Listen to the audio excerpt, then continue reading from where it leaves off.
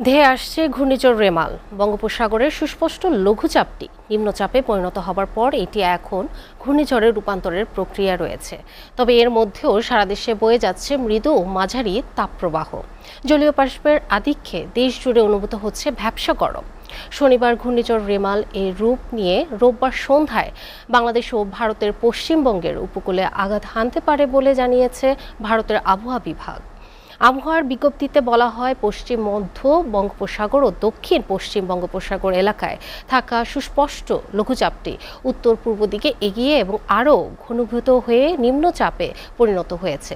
নিম্নচাপটি সকাল 6টায় পায়রা সমুদ্র বন্দর থেকে প্রায় 800 কিলোমিটার দূরে ছিল।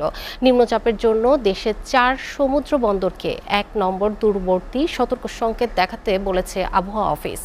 নিম্নচাপের কেন্দ্রটি বর্তমানে চট্টগ্রাম সমুদ্র বন্দর থেকে 870 কিলোমিটার দক্ষিণ দক্ষিণ পশ্চিমে, কক্সবাজার সমুদ্র বন্দর থেকে 805 কিলোমিটার দক্ষিণ দক্ষিণ পশ্চিমে, মংলা সমুদ্র বন্দর থেকে 825 কিলোমিটার দক্ষিণে এবং পায়রা সমুদ্র বন্দর থেকে 790 কিলোমিটার দক্ষিণে অবস্থান করছে।